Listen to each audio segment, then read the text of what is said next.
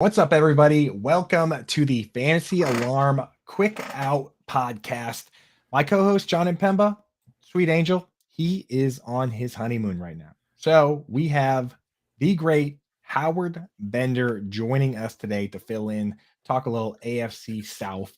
As always with the Quick Out Podcast, like the name says, we get you in, get you out, get you the information we need in under an hour. Howard, how we doing? You ready to talk some football? We are. I wish I had known that we were doing the AFC South. I would have, picked up a shift on a different division just because this one sucks. But okay, we can talk about it Howard, we brought you in for this division specifically because you're because electric. it sucks. And we like to punish you. Yeah. John, I was like, I asked John which one he wanted us to do while he was away. So anyway, let's get into it. Let's look at the teams in terms of who the favorites are. So let's pull up the Jacksonville Jaguars. I'll give you some basic information here. 9-8 record last year, made the playoffs, beat the Chargers in a nice little come from behind win. So pretty solid season there. Best add, in my opinion, wide receiver traded for Calvin Ridley. Biggest loss, offensive tackle Juwan Taylor went to join the Kansas City Chiefs. Best draft pick, Anton Harrison, hopefully filling a bit of that hole. Vegas has them 9.5 over-under win total at minus 150, minus 165, so heavy favorites to win the division, and Super Bowl odds plus 2,500. Howard, you want to talk a little fantasy first, and then we'll get into some betting? Yeah, I'm happy to talk anything and everything about the Jaguars. It's legit the only team in this division that's worth talking about. Yeah, I kind of feel that. Well, they're all worth talking about, but they're only ones worth talking about for like Are Super they? Bowl, right? Are they? Yeah, but hey, Dynasty, we got some exciting new additions, right? There's a lot of quarterbacks floating around in this division, a lot of rookie quarterbacks, you know what I mean? So anyway, yeah, I know. With the Jaguars, we're looking at current underdog ADP, right? These are the guys that are being drafted right now. You've got Calvin Ridley going off the board, pick 32, wide receiver 16. Travis Etienne, ADP 40, RB 13. Christian Kirk goes pick 49, wide receiver 27. Then you have Trevor Lawrence going off the board, ADP 67, QB 7. Evan Engram at 98, pick tight end 8. So they've got 5 guys going within the top 100. That is honestly one of the top offenses in terms of that. I think the Bengals are up there and maybe the Chargers, but not too many have 5 guys there. Zay Jones also being drafted, ADP 118, wide receiver 55, and Tank Bigsby, ADP 141, RB 46. No other players from this team are really being drafted, so kind of top heavy there. Howard, you find yourself drafting any of these guys in your early best ball drafts? I know you've been doing it a bunch with the Family Alarm members out there. Yeah, I mean, listen, the Jaguars are in a great spot this year. I mean, they were in a great spot last year. Super psyched about, they brought in Doug Peterson, who, kind of pushed away the entire old Urban Meyer mentality and all the troubles that brought with that. And I said, even last year going into the season, that this is a team to invest in because you've got a proven system right now with a proven coach who's won with this system. It's none of this garbage that they had before. And we saw them excel. We saw Trevor Lawrence take a step forward. I think he takes another step forward again this year. I'm big on him. I like the weapons that he has. I like the addition of Tank Bigsby because I think they do need a between the tackles kind of guy. They were using JaMycal Hasty last year. I think Bigsby's a little bit more of a bruiser than even JaMycal Hasty is. So I kind of like that 1-2 punch they've got in the backfield. I think Calvin Ridley's going a little too high though. I love Calvin Ridley. I think he's a tremendous talent. But you said his ADP is 32 at this point. That for a guy who's been off for the last 2 years, who yes, he's had this entire offseason now to work with Trevor Lawrence and understand the system that they're running in Jacksonville. But again, we saw Deshaun Watson take a year and a half off, and he was completely sluggish coming back, and he had his struggles as well. It's obviously different from a quarterback and a wide receiver, but as much as I love Calvin Ridley, I still think we're getting a little too bullish on him. If I were to say, let's say, stack this team at all in a best ball, I'd probably be looking more on the lines of doing like an ETN Lawrence Christian Kirk stack than I would be at jumping too high up on Calvin Ridley. Yeah, and the thing with Calvin Ridley that people forget is that he did play like 5 games before he got suspended, and in those 5 games with no Julio Jones there to draw coverage and protect him, he did not look good. Like, we don't even know for sure that he's ready to be like the full-time wide receiver 1 of this team. So, I do like the Well, Kirk he was also try. dealing with all that mental health Yeah, stuff. he had a Took lot going time on. off and, whatever. He was, Uh, a little bit of, and again, there you go, a little bit of a head case there. And I don't, mean to, I'm not poo-pooing mental health or of anything course. like that. Everybody deals with stuff in their own way. But that is something that you have to factor when you're grabbing a player, especially when you're talking about grabbing them, in the third round. Yeah. So for me personally, I'm with you. Trevor Lawrence and Christian Kirk, a little cheaper, easier to stack. We got to talk about Evan Engram. Last year, was tight end 20, ended up tight end 5, helped us win a lot of money. This year, what do you think? I'm actually, for the first time in a long time, I'm actually out at ADP. Are you drafting him at all, Howard?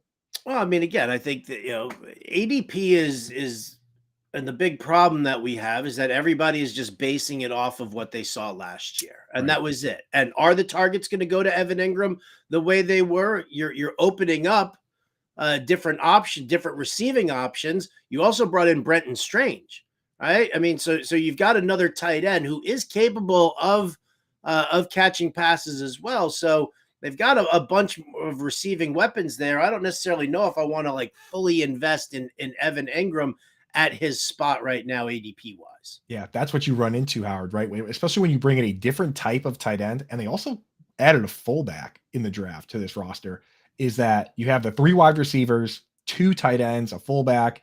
Now you're rotating, some of these guys, if they're not playing 90% of the snaps like he was last year, upside's not really there. Yeah. So, yeah, sad to say it. He's still my boy. I hope next year he leaves and goes somewhere where he can be a focal point, but I'm just worried he's not going to be this year. As for betting, plus 2,500 Super Bowl odds. What do you think? Worth a sprinkle or nah? I don't think so. I mean, you're talking about having to compete against the Bengals. You're talking about competing against the Bills, the Dolphins, the Jets with Aaron Rodgers are a different story right now. The Ravens with their new look offense, that's a new situation.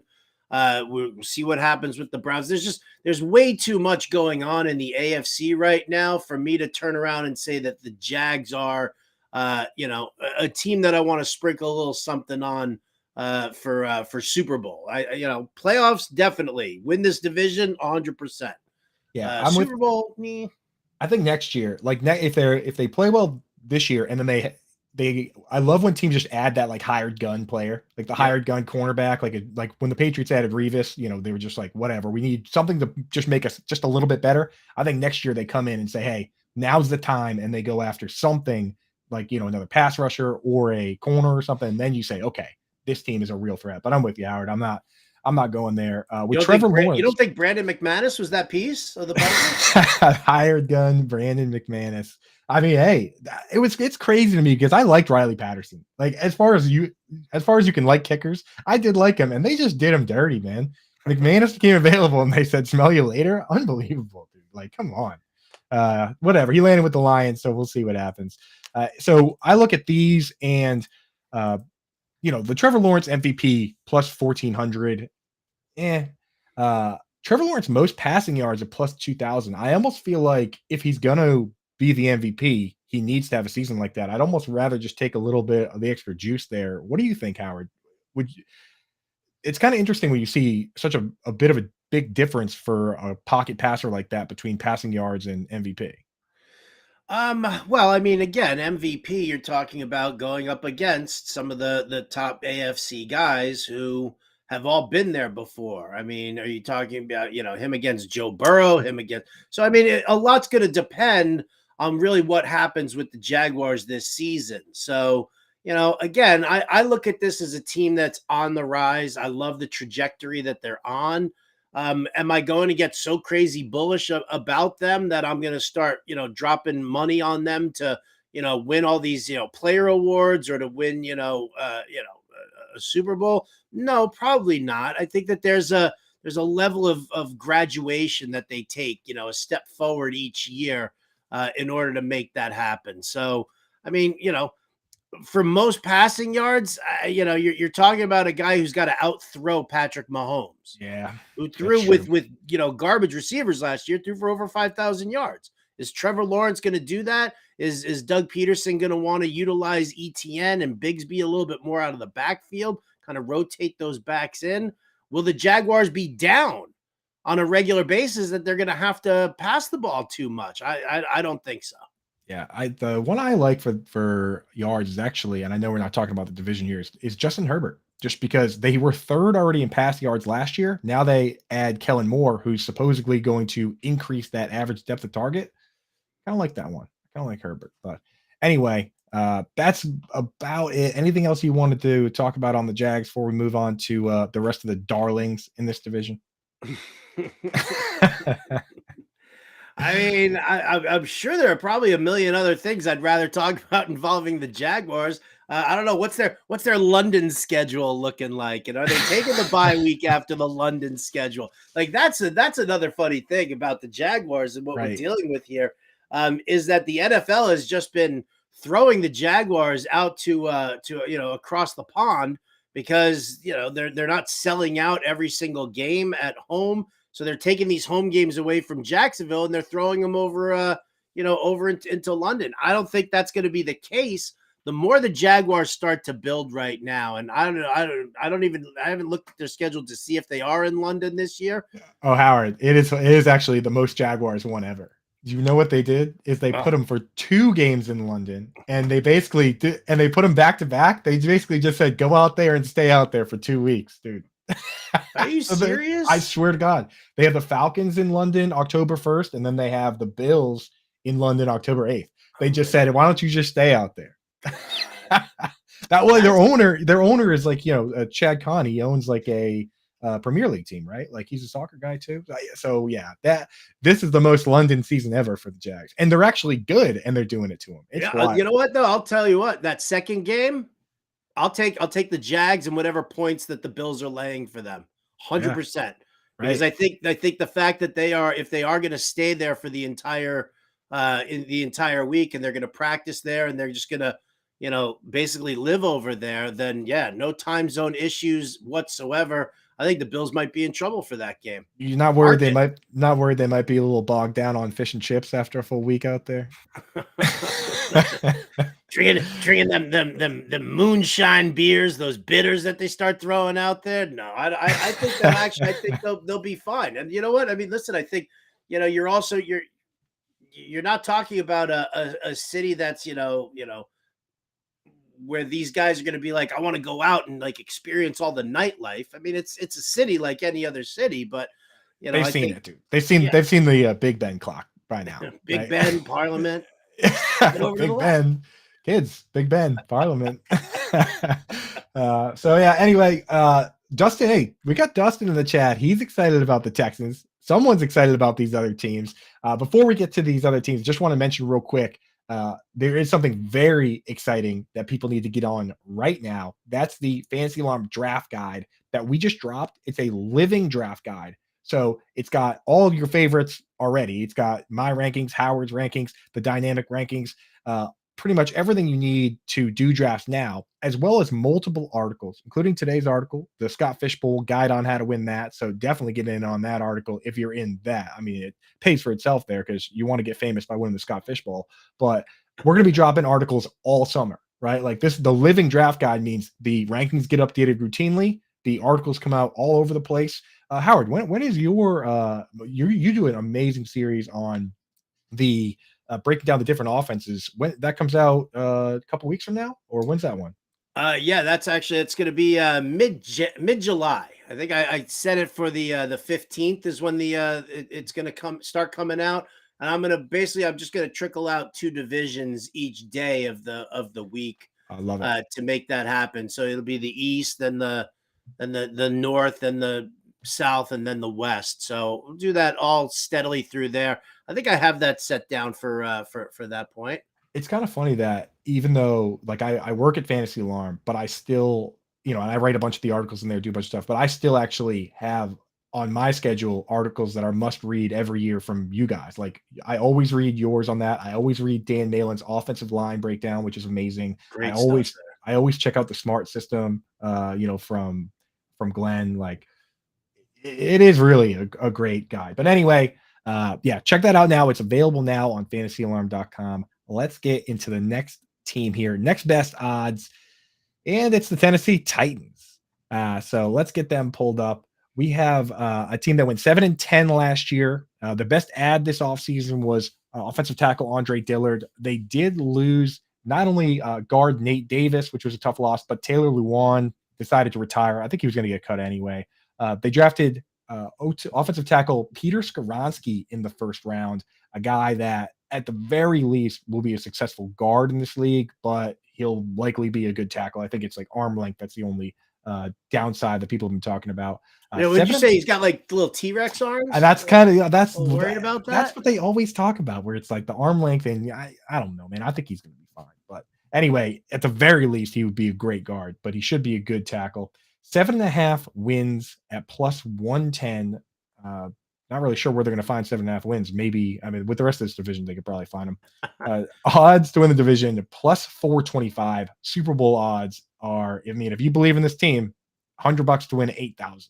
So, Howard, first thoughts on this squad. This offseason, the moves, they didn't really do too much. They drafted Skoronski, which is good. They drafted Will Levis, but early reports are that he hasn't even beat out Malik Willis to be second yet. They drafted Tajay Spears, could be heir apparent to Derrick Henry, or at least help out in pass games, but they lost Nate Davis, lost Taylor Lewan, lost both their leading snap getters at tight end, Austin Hooper, Jeff Swaim, and they lost Robert Wood. So kind of just floating in the ocean, right, Howard? Is it the ocean, or is it just like a really large septic tank that they're right now? I mean, come on, we have to assume that the Tennessee Titans, as you know, as much as Vrabel can pull some like crazy wins out of his ass every once in a while, the team's major offensive weapon is Derrick Henry. They're going to continue to run the ball excessively, run him into the ground, and then I mean, what are we looking at? We've got Ryan Tannehill throwing to Treylon Burks. That's really all you got. Don't say Robert Woods. I see that look in your eye. You wanted to say Robert Woods. I'm telling you, no. They're tanking this year. They're going to end up tanking this year, right? Is it Caleb Williams? Is that the quarterback everybody's looking for next year? Yeah, I think that's it, man. I think this team wants to.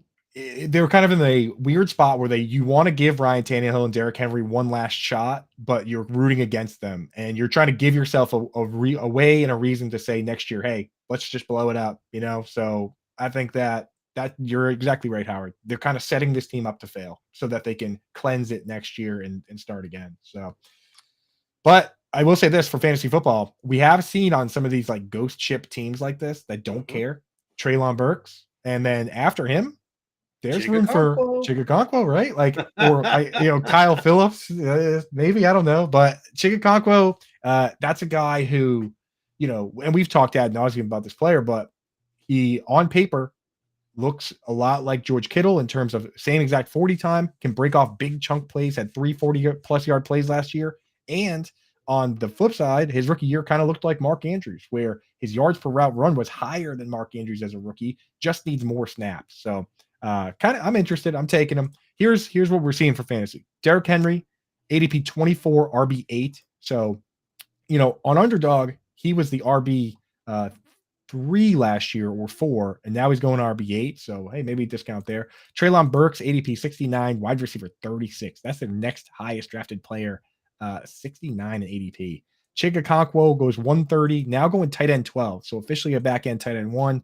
Tajay Spears, RB 53, pick 172. So nobody's drafting these Titans players. Ryan Tannehill goes on average pick 214. For those keeping track at home, there were 218 draft picks in an underdog draft. So he's essentially being drafted when people say, whatever, right? Like just getting auto drafted as a last pick. Will Levis, Kyle Phillips, not usually getting drafted. So, I mean, my goodness, dude. I mean, if you want to stack Ryan Tannehill with either of those guys, you can do it for free, right?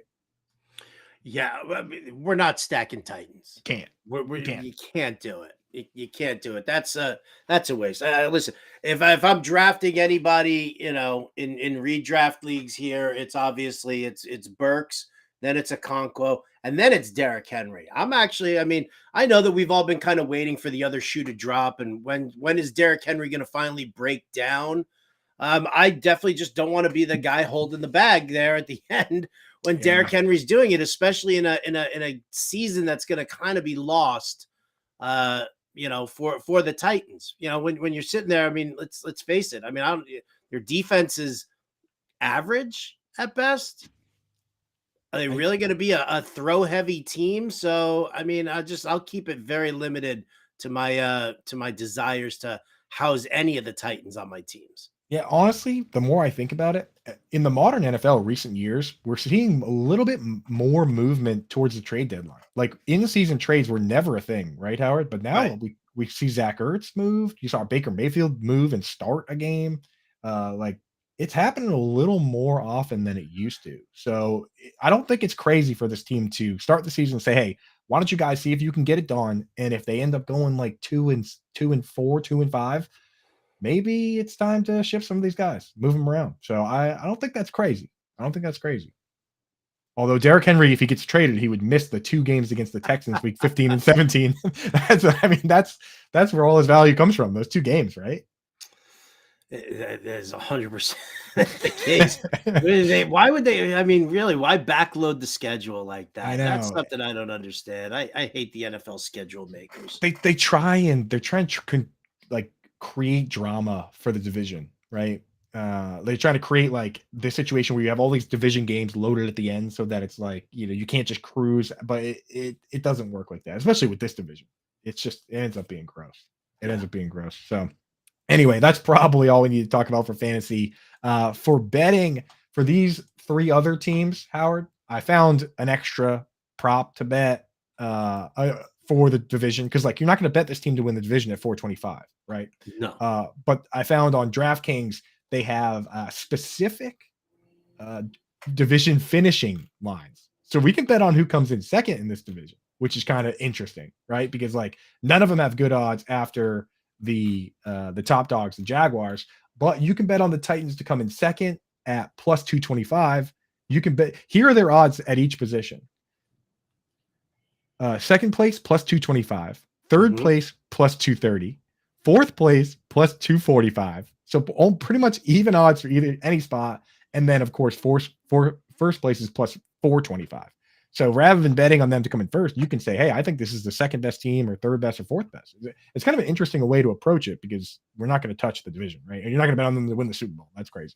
I'm definitely not going to bet them on to win the Super Bowl. I'll look at their over under on their win totals there. I mean, can we get 7 wins out of them this season? Yeah, probably. I mean, minus 130 to go under the 7.5 mark. I think that's probably your safest bet. Where they're going to land in this division, I mean, yeah, it's just kind of it's like a Plinko machine, right? Because we don't really even know.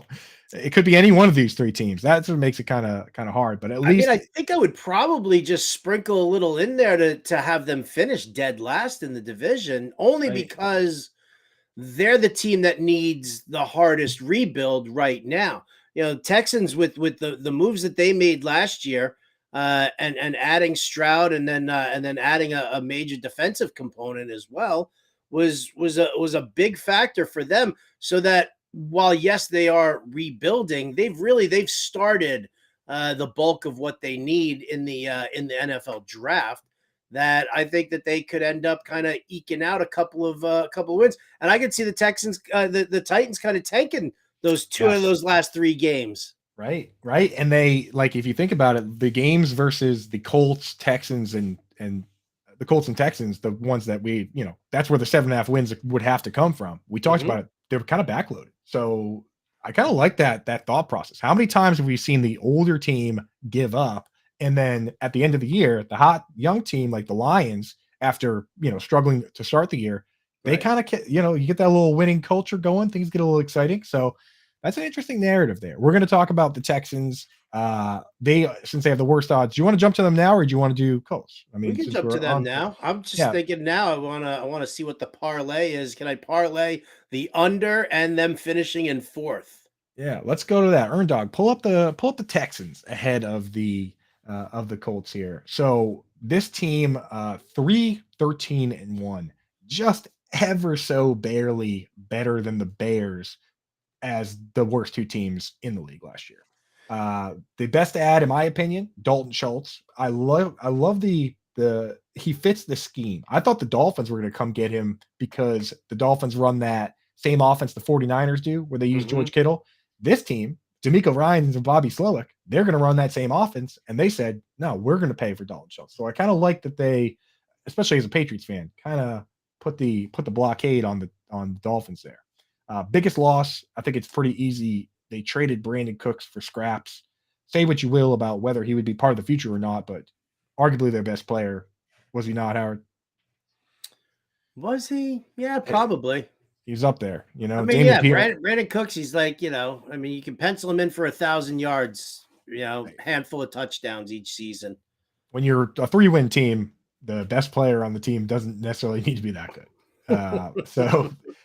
Best draft pick CJ Stroud, but they made the bold move of trading up to 3 and picked second and 3 and took Will Anderson. So we're going to talk about him as well. They are 6.5 wins plus 110. AFC South odds are plus 800, and Super Bowl odds are a crisp plus 20,000 if you want to draw, if you want to make that donation of $100 to obviously not win 20,000. But I mean, those, yeah, just absolutely ridiculous odds there. So, from the start though, I mean, we'll say this.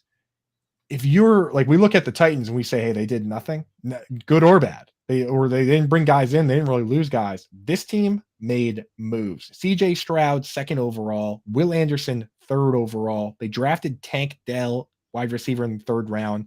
They're going to get John Mechie back after he missed all last season with cancer. They signed Devin Singletary for pass downs. They signed Dalton Schultz. They signed Robert Woods. They drafted Xavier Hutchinson.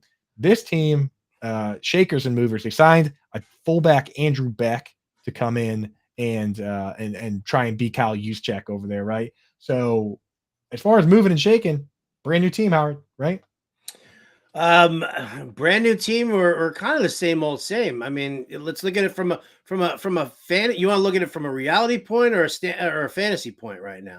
Let's do reality, and then I'll hit the fantasy ADPs, and we'll talk about All fantasy. right. I mean, from a reality standpoint, yes, they've made some great moves. They made some adjustments. You're gonna get Stroud in there. You're gonna, you've got some good solid components to this team. But I mean, is this group ready? No. I mean, D'Amico Ryan's coming in as the head coach. I'm psyched about that for him. Great. Absolutely. We've seen some nice success coming from obviously Robert Saleh from Kyle Shanahan's staff. Now it's D'Amico Ryan's. But I just don't think they've got the horses to really carry them through. Stroud's learning curve is going to be very, very interesting. I like Damian Pierce. They're likely to, kind of lean on him a little bit more, but they did bring in Devin Singletary. I mean, if I'm looking at this receiving core, the pass catching core, I think Dalton Schultz is probably the only guy I who know. I'd really want to be interested in for fantasy purposes, only because you know he's Stroud's going to lean on his tight end a little bit, and like you said, D'Amico Ryan's is going to want to impart that culture of hey, quarterback tight end relationship. Yeah, I will say that I do like the approach, right? You get the quarterback, and they've been loading up the offensive line a little bit. Mhm. Kenyon Green. I love. If I had known this guy's nickname was Juice, I would have moved him up in my rankings. They drafted a guy in the second round named Juice Scruggs. How's that for a football name, Howard? Is that I'm putting that up there with like Colt McCoy for like the top tier football names. Scruggs. Juice Scruggs, baby. I'm rooting for Juice Scruggs, no question. So yeah, they signed they got Shaq Mason for cheap. Obviously, anytime you grab a guy like Will Anderson, the plan is to have that guy for 10 years. Right. So I do like that, but you're right, Howard. The damage they can do this year, probably limited. And that's going to translate to fantasy football. And once we look at these ADPs, you'll see that people pretty much agree. The first guy off the board, for the first Houston Texan off the board, Howard, if you had to guess what round he's going in, what round does the first Houston Texan get drafted in underdog best ball drafts? Well, I'm going to assume that the first Texan who's drafted in best ball is probably Damian Pierce. So I'll probably say right. like 5th round, 6th round, maybe. Probably the 5th. That's right. It's actually the 6th. He goes, okay. So, yeah, but he, it's ADP. So I'm sure he is 5th or 6th is probably where he does go. Pick 68, RB21. So they have no player, no RB or wide receiver going in the top 20 at their position. You got Damian Pierce, pick 68, RB21, which that's honestly not bad for a guy that looked as good as he did. They got Nico Collins is next at pick 132, wide receiver 61. So the first 10 rounds of these drafts, only Damian Pierce goes off the board. Dalton Schultz, ADP 138, tight end 14. We already said, feel pretty good about that. One that I like, and I want to get your opinion on this, Howard, is there are 2 guys I like here. The next 2 guys. I do like taking Devin Singletary, ADP 154, RB 49. Is that somebody that you would potentially even consider? I'll tell you why after, but are you in, or are you even considering it? I mean, to be honest, I haven't given it like a whole lot of thought. It really just depends on where I'm at with my team and what my roster build is. Did I go for a lot of running backs early on that I don't need to, fart around with Devin Singletary? But I mean, listen, I think Devin Singletary kind of got a raw deal in Buffalo with Josh Allen being such a mobile quarterback and poaching the goal line work and not really being a guy who likes to dump it off to his running backs. Exactly. All right, there you go. See, there it is. We're right here, baby. We're right here. Simpatico. I tell you, Howard, you say you haven't thought much about it. You thought about it for 2 seconds. And it sounds pretty good. It sounds pretty good, right? I mean, it wasn't really a tough, road to get there. I mean, it's the Damian Pierce is probably going to be your between the tackles guy. You're going to get change of pace with Devin Singletary, and hopefully, what you're going to get from him is you're going to get more dump off. So if you're talking about a PPR format like they're doing on Underdog, then yeah, I don't see too much of an issue, because you also have to kind of figure that last year they only had Damian Pierce. So they had no recourse but to continue to run the ball as much as they could, even when they were down. Nowadays, when they're behind, you've got a pass catching running back in Devin Singletary, who probably will see the second half snaps a lot heavier, even in games where they're falling behind. So it's probably a cheap PPR grab, but why the hell not? Right, exactly. And that's really the thing, is that he actually ran the 5th or 6th most routes, depending where you look, of any running back. But Josh Allen's not going to dump it down. Why would you if you're him? And Damian Pierce, on the flip side, graded outside the top 120 backs on Pro Football Focus per pass blocking. And some people will say to me, "Oh, who cares about those grades?" Well, offensive coordinator Bobby Slowick for the Texans actually worked at Pro Football Focus for 3 years. So he might actually care a little bit about what, that philosophy and how that works, because he lived it for a while there. So I think that if you think the Texans are going to be good and surprise people, then go for Damian Pierce, because running is the luxury of the winning team. If you think that they're going to be garbage, which we kind of do, and Vegas kind of does, Devin Singletary is a guy that you sneak in there. And as you alluded to, Howard, it depends on the build. Zero RB and hero RB and all this stuff is very popular. You need to find guys that you can actually put in your lineup early on in the season. Guys like Samaje Perine, Devin Singletary, maybe Jamal Williams if Kamara gets suspended. They don't have the biggest upside. The whole goal is just to keep the ship afloat while you find those breakout guys, right? So I think there is a world for Devin Singletary. Obviously, it's not the most exciting play, and talking about him for 5 minutes straight isn't necessary, Howard. I think it is. No. You know what? I'm actually what I'm writing down here. This is something that everybody should write down. This will be my food for thought on today's Fantasy Alarm Show. Running is the luxury of a winning team. Yes. Andrew Cooper. Bingo, like dude. that right there. I mean, that if you guys don't understand that, if you don't register that with you, then you're going to be you could end up drafting a ton of running backs on some crap teams, and then where are you going to be at? You're going to sit there and you're going to wonder why your fantasy team keeps getting game flowed to the bottom of your standings. Bingo, man. Bingo. Like these teams, and a guy like Dameon Pierce, he needs touchdowns. And this team, I'm not sure exactly how many touchdowns they're going to be dropping. The other guy I like taking a stab on because, again, when we say Dalton Schultz is the only one we really trust, the other part of that is there's a lot of uncertainty. Nico Collins, Robert Woods, rookie Tank Dell. The one that I like taking a stab on late in best ball drafts, because one of them could emerge. When you use a fullback, you're going to have two wide receivers that are playing most of the snaps, the third guy's out. I kind of like the idea of John Mechie. He was really good in college. He looked really good at Alabama, most prestigious school, where the vast majority of, the most NFL players come from that school. He, of course, had cancer. He seems to be, he's on track. Looks like he's ready to play, which, James Conner went through that same thing and he came back and had a pretty good career. So John Mechie's the one of that group that I like taking a stab on. Obviously, Robert Woods, just a little too low upside. So to me, it's either Mechie or Nico Collins. If you had to pick one, Howard, of those two, had to pick one, which one would you take? If I had to pick one, I think I would probably go with Mechie as opposed to Nico Collins. First of all, Nico Collins is frail. That dude's got like hollow bird bones or something in his skeleton, because I have never seen somebody get so banged up. You know what I mean? Everyone's like, he's going to be the next Will Fuller. If you mean by games missed, 100%. Yes. He is the Will Fuller. So, I'll throw that late dart because, it's a free pick. That's the thing about grabbing Mechie in the late rounds, is that he's a free pick. And if he doesn't pan out, he's a super easy cut. So you might as well take that stab on him as opposed to going after Nico Collins, whose ADP is sitting around much higher. Where is it? Yeah, it's 132. It's 45 picks ahead of Mechie. Yeah, I'm not doing it, man. Ugh.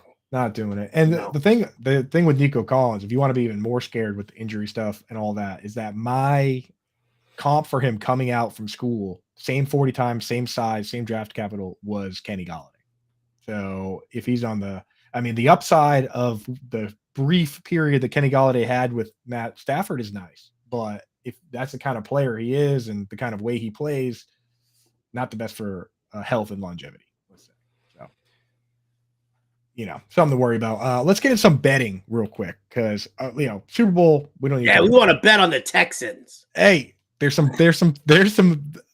some bets out there. Okay, so we got to throw away the division at plus 800. We got to throw away the Super Bowl at plus 20,000. 20,000, dude. What are their odds to finish third in the division? The odds, so the division odds are to finish fourth plus 145. Okay. To finish third plus 200. I like that. To finish second plus 330. Yeah. No, I mean, for I don't want to spoil your the talk about the Colts, but I kind of see this division being like Jags, Colts, Texans, Titans. Yeah, it could easily be. So plus 200. That's not too bad. There are some things to bet on though, Howard. Some serious things to bet on. Offensive Rookie of the Year, CJ Stroud plus 750. You've got Defensive Rookie of the Year, Will Anderson, plus 350. When you pick the second and third guys off the board, you're going to be in the mix for those awards. Mm-hmm. Do you like taking either one of those guys to be? I like taking Will Anderson. I don't know if I'm going to go with Stroud as far as the offensive rookie. I think that's going to fall in line with a couple other guys who are floating around out there. Yeah. So. And we'll get to those. It's like all the rookie QBs are in this division except Bryce Young, right? So you got CJ Stroud, you've got Anthony Richardson, and of course Will Levis, who might not even play. But Will Anderson at plus 350, he actually is the favorite, and you can still get plus 350. That's a little bit of scratch for what you're putting down. So I kind of like that one. I'd throw a half unit on that. Absolutely. Yeah, sneak it in there. Let's jump into this last team here. We saved the best for last. Maybe the most interesting, I will say, for the Colts, most interesting owner in the league with Jim Irsay. Okay. Yeah. Who he's got a crazy guitar collection.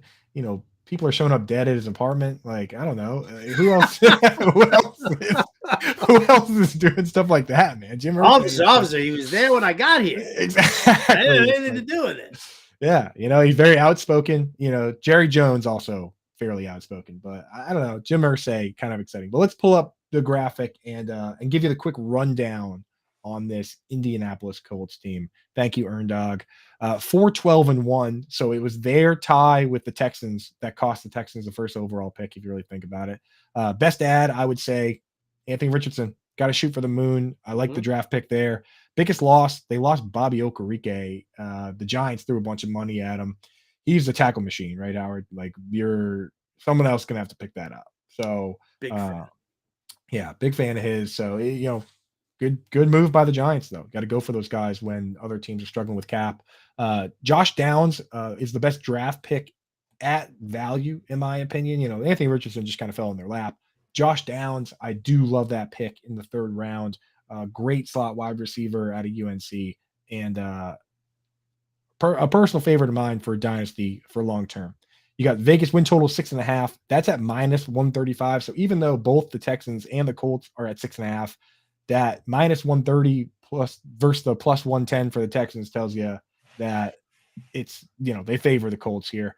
AFC North odds +550, Super Bowl odds +10 G's. If you think that Anthony Richardson is the next coming and he can show up as a rookie and bring this team to the promised land, $100 to win 10 G's. Howard, you doing that?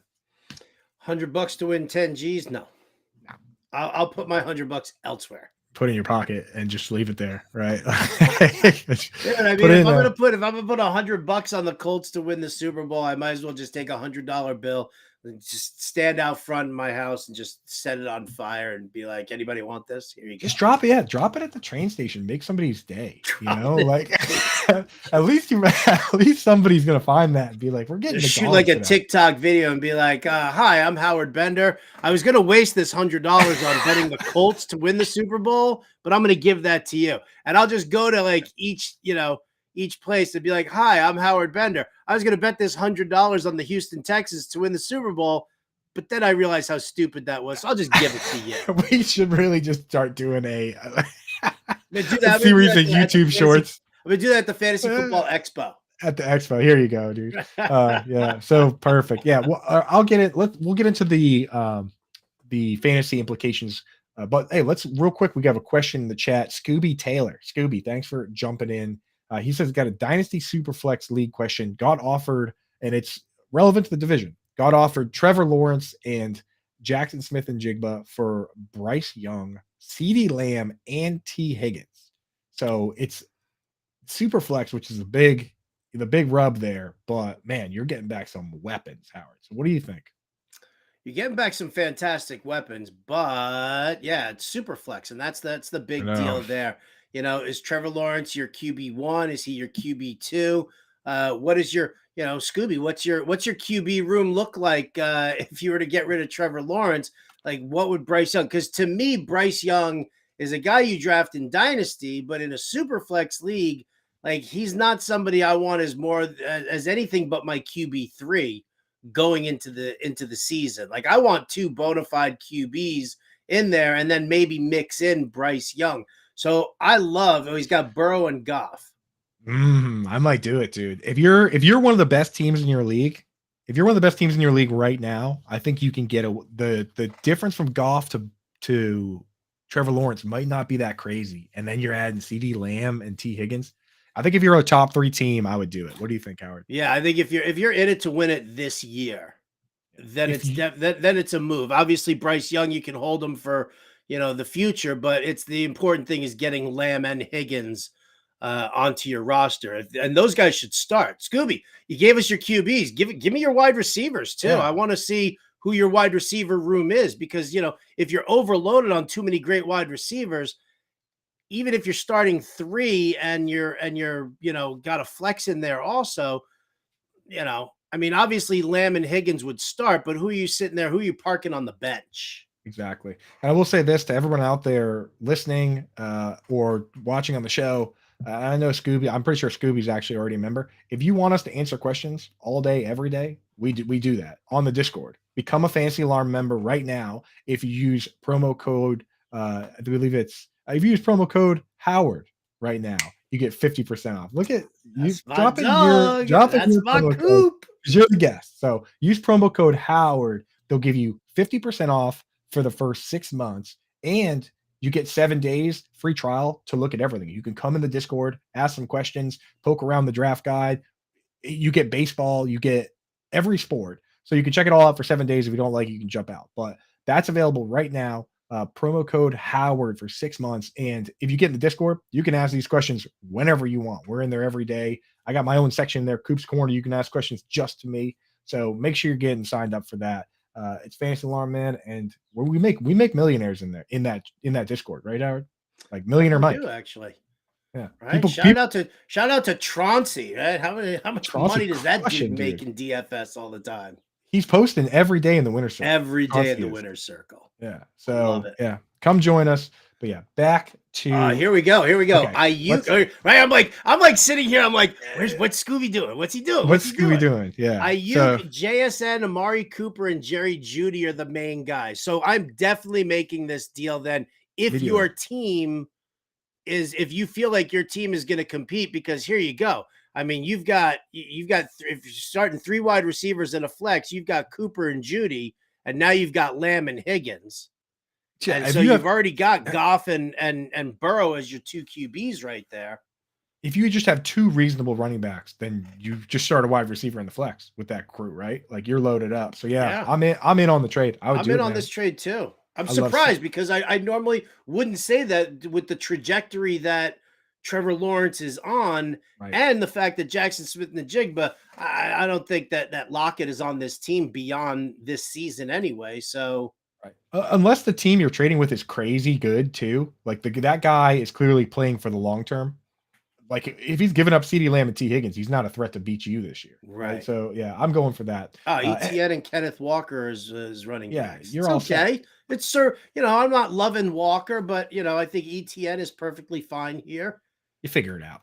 Yeah. All right. Yeah. Back to the Colts. Let's wrap this puppy up for everybody. Like we said, quick out means under an hour. We get in, get out, get you the information. So here's what's going on with the Colts. Transactions, drafted Anthony Richardson 4th overall. Josh Downs, 3rd round. Love it.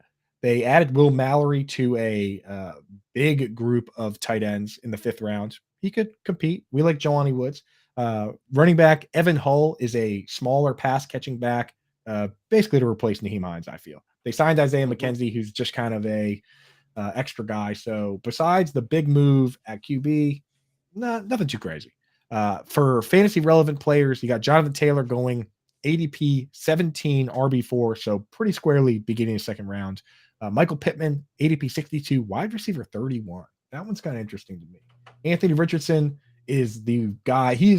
When you say ADP 99 at QB 11, that is a average that ranges all the way out. Like I've seen him go as high as QB 7. I've seen him go as late as QB like 16. That ADP is absolutely wild. Anthony Richardson, if you want him, you got to go for him early.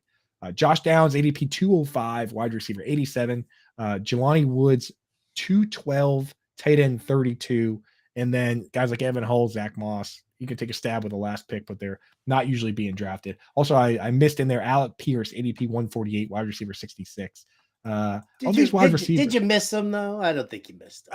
I don't know. Yeah, I mean, well, all right. Let me ask you about the wide receivers then, because yes, Michael Pittman is your ex receiver, and he's going to be in a great spot, and Shane Steichen is going to have him, loaded up here as long as he stays healthy. The problem is that you got Pierce, you got Downs, you got McKenzie. You got Ashton Doolin floating around there somewhere. You've got 4 slot receivers. You got 4 undersized slot receivers. So who the hell's on the outside as the Z receiver? Is that going to be Alec Pierce? So I had that same question, Howard. So I dug into it. And what they did last year, it was Michael Pittman as the split end. We know that. What they actually did was they treated it like Chris Godwin or Cooper Kupp, where they had it was Paris Campbell that would play in 2 wide receiver sets, and then Alec Pierce would come in, but Alec Pierce would not go into the slot. He'd go outside, and they would move Campbell into the slot. So then the question, so Pierce on the outside then. Pierce on the outside, but are they going to do? Is Josh Downs going to be the Paris Campbell that plays every snap, or is Alec Pierce going to be the guy that plays in two wide receiver sets? That's the bet. I kind of like Pierce for it. I don't know. What do you think? kind of like Pierce for that also, especially because that's just the position that he's nice and familiar with. And Josh Downs, like you said, predominantly used out of the slot in college as well. So Now, the big question, of course, is that, last year, how many teams didn't have a single player get 100 targets? How many teams didn't have a single player be fantasy relevant? Because, there's 5 teams that have 2 wide receivers that are in the top 10 or 20, right? T. Higgins and Jamar Chase, DK Metcalf and Lockett, Tyreek Hill and Waddle. So does this team even have one guy? That's the question we kind of need to start with. Like Michael Pittman at, what are we talking? We're talking wide receiver 31. I don't know. I kind of like it. What do you think? I mean, I'm okay with it. I'm fine. I mean, Pittman's just been, and I guess it's just an indictment on the Colts in general that Pittman's just been, just a little bit of a disappointment for his first couple of seasons here. Lots of promise, lots of talent there. So, I mean, I'm fine taking him at his current ADP, but when I look at that, I want to make sure I almost given the quarterback shift, because we don't know what's going to happen with Richardson.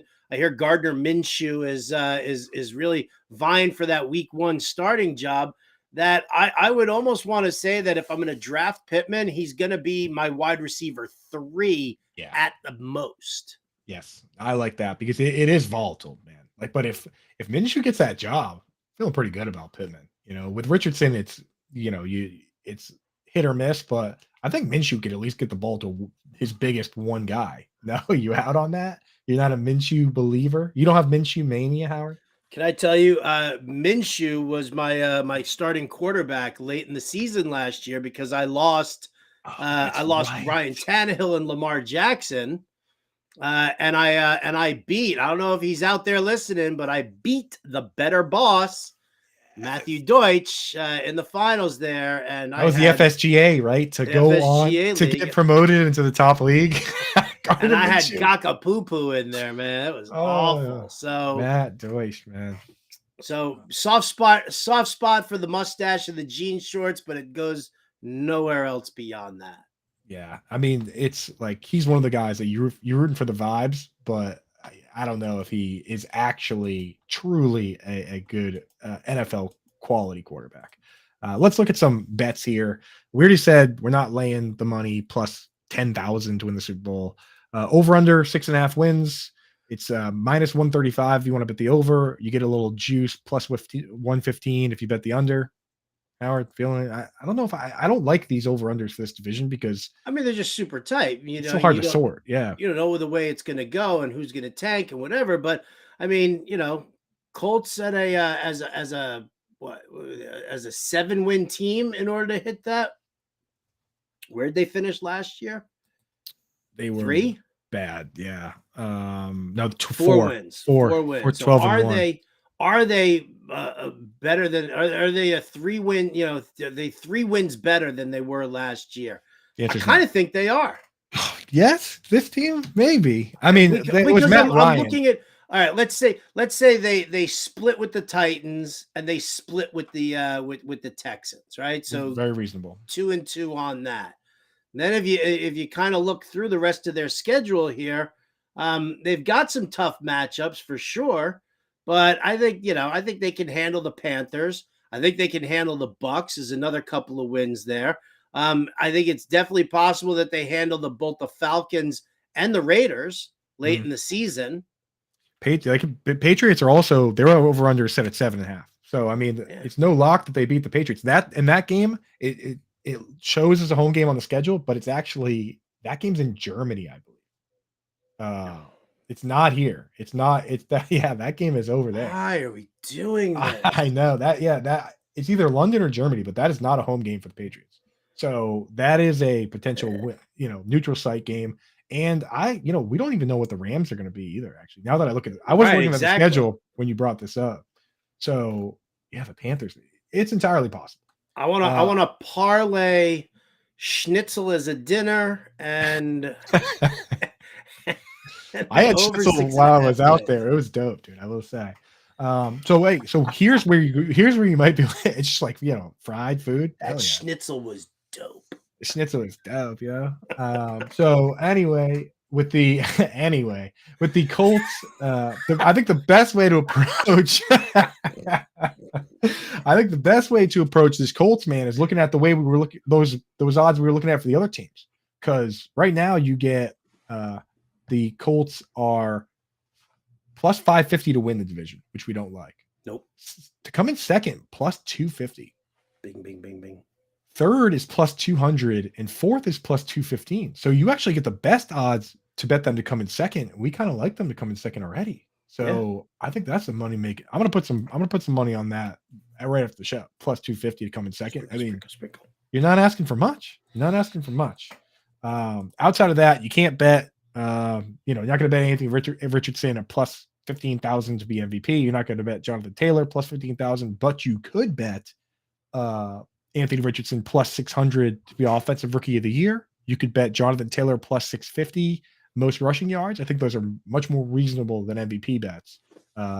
Offensive Rookie of the Year, Josh Downs plus 2,800. A little too rich for me, but Taylor rushing yards, Richardson Rookie of the Year plus 600. Howard, anything there? I would do Richardson Rookie of the Year at plus 600 before I would actually do Taylor with most rushing yards, because I think once they make that full transition to Richardson as their quarterback, I think they're going to try and feature him a little bit more. He's also got some rushing upside to him.